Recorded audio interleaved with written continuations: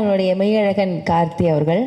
Actually படம் release ஆகிறதுக்கு முன்னாடி பிரேம் சார்கிட்ட பேசியிருந்தோம். அப்போ அவங்க சொன்னாங்க, இந்த படத்தில் கார்த்தி சார், அரவிந்த் சாமி சார் 2 பேருடைய நடிப்பும் வந்து பெரிதளவில் பேசப்படும் அப்படின்னு. there's no denial about it at all. முதல்ல பத்திரிகை, தொலைக்காட்சி, ஊடக நண்பர்கள் எல்லாருக்கும் இந்த படத்தை புரிஞ்சுக்கிட்டு இந்த படத்தை பற்றி அத்தனை வரிகள், அத்தனை பாராட்டு வரிகள் எழுதி இந்த படத்தை கொண்டாடினவங்க எல்லாருக்கும் முதல்ல நன்றி. அதே சமயத்தில் உலகத்தில் எங்கேருந்தோ சின்ன சின்ன ஒரு மூலைகள் இருந்து இந்த படத்தை பற்றி, இந்த படத்தை ரசித்து இந்த படம் என்ன தாக்கத்தை அவங்க மேலே ஏற்படுத்தியிருக்குன்னு தொடர்ந்து ஒரு மீம்ஸாகவும் பதிவுகளாகவும் ரீல்ஸாகவும் போட்டுகிட்டே இருக்கிற தமிழ் சினிமாவின் ரசிகர்கள் உங்கள் எல்லாருக்கும் இந்த தருணத்தில் நான் நன்றி சொல்லிக்கிறேன். தனித்தனியாக நன்றி சொல்ல முடியல. நான் அவ்வளோ பேர் இந்த படத்தை பாராட்டியிருக்கீங்க, புரிஞ்சுக்கிட்டு இருந்திருக்கீங்கிறதுக்கு ரொம்ப நன்றி. இந்த படம் ஒத்துக்கிறதுக்கு மிகப்பெரிய ரீசன் என்னென்னா, இதுக்கு முன்னாடி தமிழ் சினிமாவில் அருமையான படங்களை நமக்கு கொடுத்த முக்கியமான இயக்குநர்களும் நடிகர்களுக்கும் நான் நன்றி சொல்லி ஆகணும். Balachander sir, K Viswanath sir, Balu Mahendra sir, Mahendran sir, Kamal sir, அவங்களாம் நம்ம சின்ன வயசில் அவங்க வந்து வெறும் உறவுகளை வச்சு கதைகள் பண்ணி அதை ரசிக்க வச்சு அதுக்கு தூங்க விடாமல் பண்ணியிருக்காங்க. அந்த மாதிரி படங்கள் நமக்கு கிடைக்காதான்னு ஏங்குறப்போ அப்படி ஒருத்தர் கதை எழுதியிருக்காரு. அந்த கதையை எப்படி மிஸ் பண்ணுறது? எனக்கு மெட்ராஸ் வெற்றி விழாவில் வந்து பத்திரிகையில் இருக்கிற எல்லாரும் நான் சந்திச்சப்போ ஞாபகம் இருக்குது. நல்ல படங்களாக தேர்ந்தெடுத்து பண்ணுங்கள், நீங்கள் பருத்தி வீரனில் ஸ்டார்ட் பண்ணியிருக்கீங்க, நீங்கள் பொழுதுபோக்கு படம் பண்ணுங்கள், ஆனால் நல்ல படங்கள் தேர்ந்து பண்ணீங்கன்னு எனக்கு சொல்லியிருந்தீங்க. நான் மறக்கவே மாட்டேன். அதுலேருந்து நான் என்னுடைய பாதையும் நான் தேர்ந்தெடுத்த படங்களும் உங்களுக்கு தெரியும்.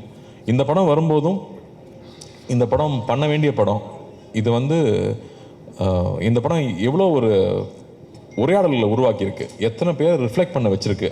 ஒரு கலைப்படைப்புக்கும் நல்ல கலைப்படைப்புக்கும் முதல் விஷயமே இந்த உரையாடலை ஏற்படுத்துறது, ஒரு விவாதத்தை ஏற்படுத்துறது தான். அப்படி அவ்வளோ விஷயங்களை வந்து இந்த படம் பேச வச்சுருக்குங்கிறதுக்கு இந்த படத்துடைய வெற்றிக்கூட மிகப்பெரிய முக்கியமான ரீசன். அப்படி சினிமாங்கிறது பொழுதுபோக்கு மட்டும் இல்லை, எல்லா கலை அம்சத்தையும் சேர்ந்த ஒரு கலைப்படைப்புன்னு காமிச்சிக்கிறதுக்கு எப்போ தான் நல்ல படங்கள் அமையும். அப்படி ஒரு படமாக தான் நான் பார்க்குறேன். அதே சமயத்தில் இன்றைக்கி ஒரு 30லேருந்து அபவ் இருக்கிறவங்க, வாழ்க்கையில் கொஞ்சமாவது கஷ்டத்தை பார்த்தவங்க, அவங்க எல்லாருக்கும் இந்த படம் நிச்சயம் புரியும்னு நம்பினேன். அண்டு இன்றைக்கி இருக்கிற ஒரு மன ஓட்டம் இருக்கு இல்லையா, ஒரு செகண்ட் வேர்ல்டு வாருக்கு அப்புறமா ஒரு சமுதாயம் வளர்ந்துருக்கும், அவங்களோட எண்ண ஓட்டங்கள் வேறையாக இருந்திருக்கும். அதுக்கப்புறமா இருந்தவங்களோட எண்ண ஓட்டங்கள் இருக்குல்ல, நம்ம வந்து ஒரு தொழிலுக்காக வந்து சிட்டிக்கு வந்துட்டோம், அதுக்கப்புறம் பார்த்தா சொந்தங்களை விட்டு போயிடுறோம், நம்மளுடைய கலாச்சாரத்தை விட்டு போயிடுறோம், நம்மளுடைய சரித்திரத்தை மறந்துடுறோம் அப்படின்னு நிறையா விஷயங்கள் நம்ம மனசில் ரொம்ப ஆழமாக ஓடிக்கிட்டு இருக்கோம். அது எல்லாத்தையும் எடுத்து கண்ணு முன்னாடி நிற்க வச்ச மாதிரி இந்த கதை இருந்துச்சு. அப்போ இந்த கதையை பண்ணிடணும் அப்படின்னு தோணுச்சு. அதே ரியாக்ஷன் எல்லாருக்கிட்டையும் இருக்குங்கிறது எனக்கு ரொம்ப சந்தோஷமாக இருக்குது. அது சொன்னது, அன்பை விதைச்சிட்டோம்னா போதும்னு, அன்பு எல்லாருக்குள்ளேயும் இருக்குது, அதை வெளில கொண்டு வந்தால் போதும். இது ஒரு ஃபேஷனபிளான விஷயம் கிடையாது. இன்றைக்கி வந்து கான்ட்ரவர்சி தான் எல்லாரும் அதிகமாக பார்ப்பாங்கன்னு கான்ட்ரவர்சி பண்ணி போயிட்டு இருந்தாலும், முன்ன பின்ன தெரியாத ஒருத்தருக்கு ஒரு செஞ்ச உதவி, ஒரு சின்ன வீடியோவாக வந்து அதனோட வியூஸ் தான் இங்கே ரொம்ப அதிகமாக இருக்குது. ஸோ அதை எடுத்துகிட்டு வந்து ஒரு கதையாக எழுதியிருக்காரு. அதை எப்படியாவது பண்ணிடணும்னு ஆசைப்பட்டோம். அப்போ 2D கொண்டு போய் கொடுத்தோம்னா தான் இந்த முழுமையாக எந்த ஒரு டிஸ்டர்பன்ஸ் இல்லாமல் அழகாக வந்து சேரும்னு நம்பணும். அதுக்கேற்ற மாதிரி வந்து ராஜாக்கும், கார்த்தியனன், டீம் மேனேஜர்ஸ், செந்தில் சார், இவங்க எல்லாருக்கும் வந்து பெரிய நன்றி சொல்லணும். ஏன்னா அப்படி கவனிச்சிட்டாங்க. எல்லாமே நைட் ஷூட்டு கூடயே இருந்து எந்த ஒரு இடையூறும் இல்லாமல் அந்த ஷூட்டிங் கண்டினியூஸாக வந்து முடிஞ்சதுக்கு அந்த ப்ரொடக்ஷனுக்கு ஒரு பெரிய நன்றி சொல்லணும். அதுக்கப்புறம் வந்து ஒவ்வொரு டெக்னீஷியன்ஸும் 96ங்கிற ஒரு படத்தில் ஏற்கனவே எல்லாருமே ப்ரூவ் பண்ணிட்டாங்க, எல்லாரும் அவங்களோட ரசிகர்களாக இருக்கிறோம். ஆனால் திரும்ப அதே டீம் இன்னொரு படம் எடுக்கிறாங்கன்றப்போ அவங்க எல்லாரும் ஒரு குடும்பமாக உட்காந்து அதை ஓனர்ஷிப் எடுத்துக்கிட்டு ஒவ்வொரு டிபார்ட்மெண்ட்டும், நான் ஒவ்வொரு டிபார்ட்மெண்ட்டாக சொல்லணும்னா எடிட்டிங் எடுத்துட்டோம்னா எங்கே எடிட் பண்ணியிருக்காங்கன்னே தெரியாத அளவுக்கு அவ்வளோ ஸ்மூத்தாக கொண்டு போகிறது வந்து அவ்வளோ ஈஸியாக இல்லை.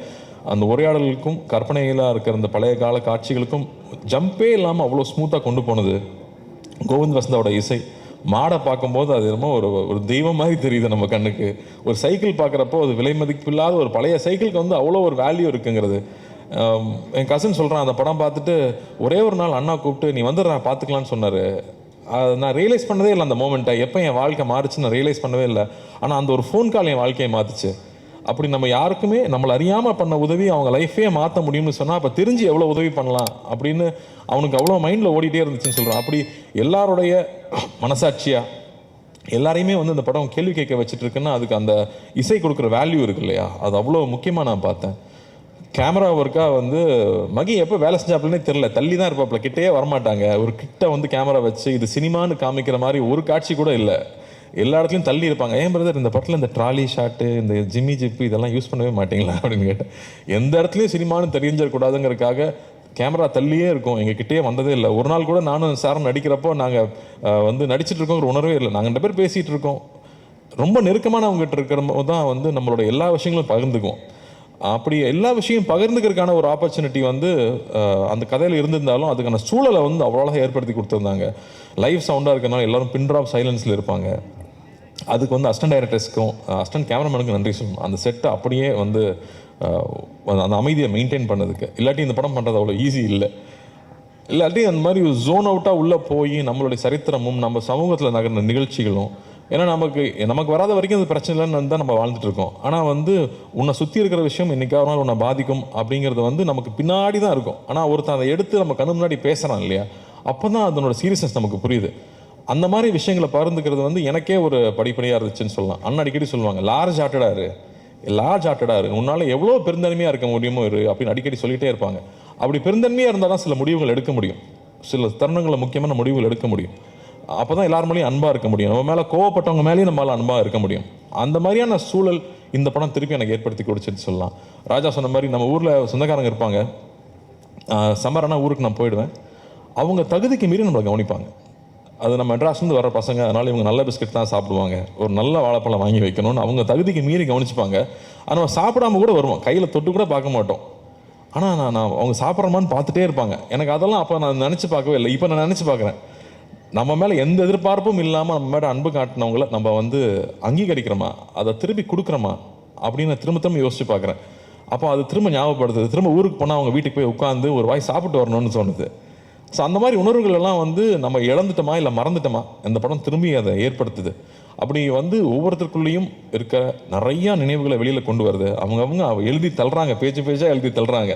ஸோ அது ரொம்ப சந்தோஷமாக இருக்குது, இந்த படத்தை புரிஞ்சுக்கிட்டாங்க அப்படின்னு. சரி, நம்ம மாநிலத்தில் மட்டும்தான் ஓடுதான்னு பார்த்தா ஆந்திராலையும் நல்ல அதே ரெஸ்பான்ஸ் இருக்குது, கேரளாவில் போனாலும் அதே மாதிரி இருக்குது. வெளிநாட்டில் இருக்கிறவங்க இன்னும் பயங்கரமாக கொண்டாடுறாங்க. ஏன்னா அவங்க ரொம்ப தூரத்தில் இருக்காங்கன்றப்போ அவங்களுக்கு அந்த வேல்யூ ஜாஸ்தி தெரியுது. ஸோ இதுக்காக இந்த படம் எடுத்தோம், என்ன சொல்ல முயற்சி பண்ணமோ அது போய் சேர்ந்துருக்கு. எல்லாரும் ராஜா சொன்ன மாதிரி இந்த படம் கொடுத்ததுக்கு நன்றின்னு சொல்கிறாங்க. அதை விட வேறு என்ன சந்தோஷம் வேணும்? அந்த சந்தோஷத்தை ஏற்படுத்தி கொடுத்தது நீங்கள், அது கொடுத்த அங்கீகாரம் தான். நீங்கள் அந்த படத்தை பாராட்டினதும் அந்த படம் நல்லா இருக்குன்னு சொன்னது தான் அதை முழுமை அடைக்குது. ஸோ பத்திரிகை நண்பர்களுக்கும், நிறைய பேர் நண்பர்களும் சொல்லக்கூடாது, பெரியவங்க, நான் சின்ன வயசுல அங்கிள்னு கூப்பிட்டவங்களாம் இங்கே இருக்காங்க, அவங்களுக்கும் எல்லா ரசிகர்களுக்கும், இந்த படத்தை புரிஞ்சுக்கிட்டு பாராட்டினவங்க எல்லாருக்கும் ரொம்ப நன்றி. அதே மாதிரி வந்து எங்கள் அத்தானை மிஸ் பண்ண முடியாது, அத்தானை கடைசியாக வர்றேன். பட் பிரேம் அவரோட எழுத்து வந்து ஒரு ஹிஸ்டாரிக்கல் ஒன்று வச்சுருக்காரு. இப்போ நான் அப்டேட்டாக கொடுத்துட்றேன். ஒரு ஹிஸ்டாரிக்கல் ஒன்று வச்சுருக்காரு. அதை நடைய படித்து முடிச்சதுக்கப்புறமா யாரையா நீன்னு கேட்குற அளவுக்கு மரியாதைலாம் போயிடும்ல. ரொம்ப பிடிச்சி போச்சுன்னா, டே யாரா நீ எப்படா அப்படி எழுதுற, எனக்கு அவருக்கு ஒரே வயசு தான், நெக்ஸ்ட் டைம் அடிச்சுட்டு வாங்க. அந்த அளவுக்கு வந்து நம்ம அப்படி ஒரு நடை அவரோட எழுத்தில் இருக்கிறது வந்து பிரமாதமாக இருந்துச்சு. அது எப்போ நீங்கள் எழுதி முடிப்பீங்கன்னு நானும் வெயிட் பண்ணிட்டு இருக்கேன். நமக்கு ரொம்ப கேப் விடாமல் எழுதி முடிங்க. அதே மாதிரி சவுண்ட் டிபார்ட்மெண்ட்டு, அந்த கோயிலேருந்து அந்த பையன் கிளம்பி வரும்போது அந்த யானை மேலே டச் பண்ணுது, அங்கேயே வந்து எல்லோரும் எமோஷனல் ஆகிட்டாங்க. அப்படி வந்து ஒரு சரியான ஒரு காட்சியும் சரியான ஒரு இசை மட்டுமே ஒருத்தரை வந்து அள வைக்க முடியுமா அப்படிங்கிறது வந்து மறுபடியும் எனக்கு ஒரு லெசனாகவே இருந்துச்சு இந்த படத்தில். அது என்னால் ஃபஸ்ட்டு உணர முடியல, தியேட்டரில் பார்க்குறப்போ தான் நான் அதை உணர்றேன். ஸோ அப்படி வந்து நுணுக்கி ஒவ்வொரு டெக்னீஷியன்ஸும் இந்த படத்தில் வேலை செஞ்சது ஒரு அருமை நமக்கு தெரியுது. வெகு சில பாடல்கள் தான் வந்து நமக்குள்ளே போய் நம்மளை வந்து பாட வைக்கும், நமக்குள்ளே போய் நம்மளை செய்ய வைக்கும். அந்த மாதிரி இந்த படத்தில் இருக்கிற பாடல்கள் நான் கேட்டே இருப்பேன். ஏங்க இந்த படத்தில் வந்து 96 மாதிரி ஹிட் சாங்லாம் இல்லையா? ஆமாம் பிரதர், இந்த படத்தில் லவ் சாங்கெல்லாம் போட முடியாது அப்படின்னு சொல்லிட்டாரு முதல்ல. ஆனால் இதில் இருக்கிற சுச்சுவேஷனுக்கு சாங்ஸ் இருக்கிறது இருக்கு இல்லையா, அது அவ்வளோ அழகு. வந்து இந்த நான் போகிறேங்கிற சாங்கும், யாரவன்கிற அந்த சாங்கும், கமல் சாரோட வாய்ஸ் வரும்போது, கமல் சாருக்கு எத்தனை நன்றி சொன்னாலும் பத்தாது.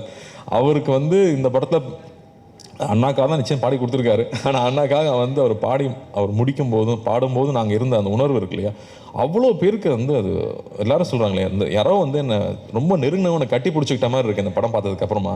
அதில் இலகி தான் நான் சிரிக்கிறேன் அழுகிறேன்னு சொன்னாங்க. அது கமல் சாரோட வாய்ஸ் ஒரு மிகப்பெரிய ஒரு காரணம், அவருக்கும் நன்றி சொல்லணும். அதுமாதிரி எழுத்தாளர்கள் வந்து அந்த வரிகள் இருக்கு இல்லையா, மழை நீரில் கரைந்தே போவதில்லை, மலை என்றும் மலைதானே அப்படின்னு வந்து கமல் சார் பாடும்போது, ஐயோ இதெல்லாம் சின்ன வயசுல தான் இந்த மாதிரி நம்ம உணர்ந்திருக்கோம்ல அப்படின்னு அந்த மாதிரியான உணர்ச்சிகள். அதாவது நம்ம வந்து நிறையா நாள் சினிமாலே இருந்திருக்கோம், அது சினிமாவை வந்து ஜட்ஜ் பண்ணிக்கிட்டே இருக்கோம், அதில் கரெக்ஷன் சொல்லிக்கிட்டே இருக்கோம். அப்படி இல்லாமல் அப்படியே நம்ம படத்தை நம்ம ரசிக்க முடியுது. நான் ரொம்ப செல்ஃப் கிரிட்டிக்கல் நான், பட் அதை தாண்டி நம்மளால் ரசிக்க முடியுது அப்படிங்கிறது ரொம்ப இதமாக இருந்துச்சு. இந்த படம் ஒர்க் பண்ணும்போதும் படம் பார்க்கும்போதும். அத்தான் மேட்டருக்கு வந்தால் வந்து என்ன சார் சொல்லட்டுமா வேணாமா சார், நீ ரொம்ப பேசுவ அப்படின்னாரு முதல்ல. வேறு வழியில் சார் அந்த படத்துக்கெல்லாம் பேசி தான் ஆகணும். ஏன்னா வந்து அந்த ஃபோன் கான்வர்சேஷன் பற்றி தான் நான் முக்கியமாக சொல்லணும்னு நினச்சேன். ஏன்னா அப்போ தான் நான் ஷூட்டிங் இல்லை, மற்ற நாள்லாம் கூடயே தான் இருந்திருக்கேன். அப்போ தான் நான் தொல்லை பண்ணுறதுக்கு பக்கத்தில் இல்லாததுனால அந்த காட்சிகள் நான் ஸ்க்ரீனில் பார்க்கும்போது அப்படி இருந்துச்சு. இங்கே எல்லாரும் சொல்லிட்டு இருந்தாங்க, ஒரு ட்ரூ கலர் போட்டால் நம்பரை கண்டுபிடிச்சிடலாமே. நம்பர் கண்டுபிடிக்கிறது இந்த கதை கிடையாது, அது கிடையாது. என் மேலே இவ்வளோ அன்பாக இருக்கான், எனக்கு அவனை தெரியல, அதை நான் மறைச்சிருந்திருக்கேன். அப்போ நான் எவ்வளோ ஒரு தப்பானவன், நான் எவ்வளோ வந்து எனக்கு வந்து நான் ஒரு தப்பு செஞ்சுருக்கேன். அந்த தப்பை நான் அவங்ககிட்ட சொல்லி மன்னிப்பு கேட்கணும்னு நினைக்கிறது தான் இதில் அந்த இருக்கிற அந்த ஒரு பெரிய விஷயமா நான் பார்க்குறேன். டக்குன்னு நம்பர் தெரிஞ்சுட்டேன், எனக்கு தெரியுண்டா அப்படின்னு சொல்கிறது கிடையாது. நான் மன்னிச்சிரு, நான் தப்பு பண்ணிட்டேன், நான் மோசமானவன், எனக்கு உன்னை தெரியல அப்படின்னு சொல்கிறது ஒரு உண்மை இருக்கு இல்லையா, அது அந்த கண்ணில் பார்த்தேன். அந்த ஒவ்வொரு வார்த்தை சொல்லும் போதும் பார்த்தேன். அது வந்து பிரமாதமாக இருந்துச்சு. சார்கிட்ட நான் சொன்னேன், சார் சான்ஸே இல்லை சார், அடாப்பாப்பா அப்படின்ட்டார் ஒரே செகண்டில். ஆனால் அது வந்து அந்த உண்மை இருக்குல்ல, அவ்வளோ நேர்மையாக இருந்தால் தான் அதை சொல்ல முடியும்னு எனக்கு தோணுச்சு. அப்படி அவர் சொன்ன விஷயம் இருக்கு இல்லையா, அது எவ்வளோ பேருக்கு புரிஞ்சுதுன்னு தெரியல. அது வந்து ரொம்ப ஈஸி இல்லை, எனக்கு கண்டுபிடிச்ச நம்பர் யாராவது கேட்டு சொல்கிறது இல்லை, எனக்கு ஒன்று தெரியல, நான் அதுக்கு அசிங்கப்படுறேன் அப்படின்னு சொல்லிட்டு சொல்கிற அந்த நேர்மை வந்து அவர் கண்ணில் அப்படியே இருந்துச்சு. அதுக்கப்புறமா பேச பேச டே தாங்க முடியலடா சொல்லி தோடாங்கிறப்போ அந்த உரிமையும் இருந்துச்சு. அதான் சொல்லிட்டு இருந்தாங்க, போட்டி போட்டு நடிச்சிருக்காங்க 2 பேரும். போட்டியெல்லாம் போடலை, அது வந்து அவ்வளோ சந்தோஷமாக நான் என்ஜாய் பண்ணி 2 பேரும் சேர்ந்து ஒவ்வொரு நாளும் பேசி பேசி ரசித்து ஒர்க் பண்ணோம். ஸோ வந்து அதுக்கு சாருக்கெலாம் தேங்க்லாம் சொல்லிட முடியாது, அடிக்கடி போய் தொலை பண்ணிகிட்டே தான் இருப்போம் நாங்கள் தொடர்ந்து. பட் ரொம்ப அருமையாக இருந்துச்சு சார், நான் அவ்வளோ ரசித்து பார்த்தேன் அந்த காட்சிகளை. அதே மாதிரி இவன் யாருன்னு தெரியாமல் இருக்கும்போது ஒரு விஷயம் இருக்கும், அது புக்கில் கூட அவர் அப்படி எழுதலை, உங்களுக்கு அந்த கிரெடிட் கிடையாது. அருள்மொழியை வந்து நீங்கள் அப்படி எழுதலை, அதை எங்கள் அத்தான் தான் அப்படி ஆக்கியிருக்காரு. அதை வந்து பல மடங்கு மேலே எடுத்துகிட்டு போனது வந்து எங்கள் அத்தான் தான். அவ்வளோ பியூட்டிஃபுல்லாக அதை லேயராக புரிஞ்சுக்கிட்டு இந்த கேரக்டர் எப்படி இருக்கணும். அவர் வந்து ஒரு சர்ஃபேஸ் லெவலில் அவன் வந்து ஒரு மரம் மாதிரி தான் எழுதியிருந்தார். எல்லா உணர்ச்சிகளும் அற்றுப்போன ஒரு மரம் மாதிரி தான் அந்த கதாபாத்திரத்தை எழுதியிருந்தார். அப்படி இல்லாமல் அது உணர்ச்சி பூர்வமாக வந்து அது ஃபஸ்ட்டு எப்போ ஓப்பன் ஆச்சுன்னு எனக்கு ஞாபகம் இருக்குது. யார் ஃபஸ்ட்டு குளிச்சுட்டு வராங்கன்னு பார்ப்போமா அப்படின்னாரு. நான் ஃபஸ்ட்டு ஆடி போயிட்டேன், இப்படி இல்லையே அப்படி எழுதலையே அப்படின்னு. அப்போ தான் வந்து திரும்ப எனக்கு நாங்கள் ஊருக்கு போனால் எப்படி இருப்போமோ, அப்போ வந்து எப்படி ஒருத்தன் இலகுறான் அப்படிங்கிறத வந்து அவர் மைண்டில் வச்சுக்கிட்டு ஸ்டேஜ் பை ஸ்டேஜ் அவர் கொஞ்சம் கொஞ்சமாக அதுலேருந்து வெளியே வந்திருப்பார். இல்லை நான் சொல்லி தான் ஆக முடியாது, இவ்வளோ பேர் இருக்காங்களே, நான் சொல்லி தான் ஆகணும், வேற எப்போ சொல்கிறது. ஸோ பியூட்டிஃபுல்லாக பண்ணியிருந்தீங்க sir, love you sir. And இந்த தருணத்தில் எனக்கு இவ்வளோ நேரம் டைம் கொடுத்து பேச அனுமதிச்சேன் உங்களுக்கும் ரொம்ப ரொம்ப ரொம்ப நன்றி. நிறையா மிஸ் பண்ணுறேன்னா அப்படின்னு யோசிக்கிறேன். சக்தி இன்னொரு பேச்சாளர் எங்களுக்கு ரெடி ஆகிட்டார் இண்டஸ்ட்ரிக்கு. ரொம்ப அழகாக சொன்னீங்க, டைரக்டர் பற்றி அவ்வளோ அழகாக சொன்னீங்க. எப்படி வந்து நிறையா மூட்டை கட்டி வச்சிட்டோம்னா அதில் வந்து அரிசியும் உமியும் சேர்ந்துருந்தால் அதுக்கு வேல்யூ இல்லை, அரிசி மட்டும் இருந்தால் தான் வேல்யூ. அப்போ எத்தனை மூட்டைங்கிறது கணக்கு இல்லை, மூட்டை மட்டும் அரிசி இருக்கா, அது உணவாகுமாங்கிறது தான் முக்கியம். அதனால் கம்மியான படங்கள் பண்ணாலும் நல்ல படங்களாக பண்ணுவார் நிச்சயமாக அவர். பட் அது ரொம்ப அழகாக எடுத்து சொல்லியிருந்தீங்க. ஸோ நன்றி. அண்ட் அனைவருக்கும், அசிஸ்டன்ட் டைரக்டர்ஸ்க்கு, படத்தில் வேலை செஞ்ச அனைவருக்கும், அந்த மாடுலேருந்து அந்த பாம்புலேருந்து அந்த சைக்கிள்லேருந்து அந்த செருப்பு வரைக்கும் நன்றி நன்றி நன்றி. இந்த ஒரு சந்தோஷத்தை கொடுத்ததுக்கு, இந்த பெருமையை கொடுத்ததுக்கு மறுபடியும் அண்ணாவுக்கு நான் நன்றி சொல்லிக்கிறேன். அடிக்கடி வந்து நான் சொல்லிகிட்டே இருப்பாங்க, இந்த படத்தை பற்றி இந்த மாதிரி திரும்ப அடிக்கடி படம் பண்ண முடியாது, ஃபர்ஸ்ட் பி ப்ரௌட் அப்படின்னு சொல்லிட்டே இருந்தாங்க. அண்ணி முந்தனே தான் படம் பார்த்தாங்க, ஒரு ப்ரொடியூசராக பொறுப்பாக ரிலீஸ்க்கு முன்னாடி படம் பார்க்க வேண்டாம், படம் பார்த்ததுக்கு அப்புறமா இப்போ தான் அண்ணி கூப்பிட்டு ஐம் ஸோ ப்ரௌட் கார்த்தி, இந்த மாதிரி படம் அடிக்கடி பண்ணு. இங்கே வியாபாரம் ஒரு பக்கம் இருக்குது, ஆனால் இங்கே இன்னொன்று வந்து மக்களுக்கும் நமக்கும் நெருக்கமாக இருக்கிற படங்கள் வந்துகிட்டே இருக்கணும்னு சொன்னாங்க. ஸோ அதெல்லாம் பெரிய கான்ஃபிடன்ஸ் கொடுக்குது. ஸோ நன்றி என்னுடைய 2 ப்ரொடியூசர்களுக்கும் ரொம்ப ரொம்ப நன்றி. தேங்க்யூ.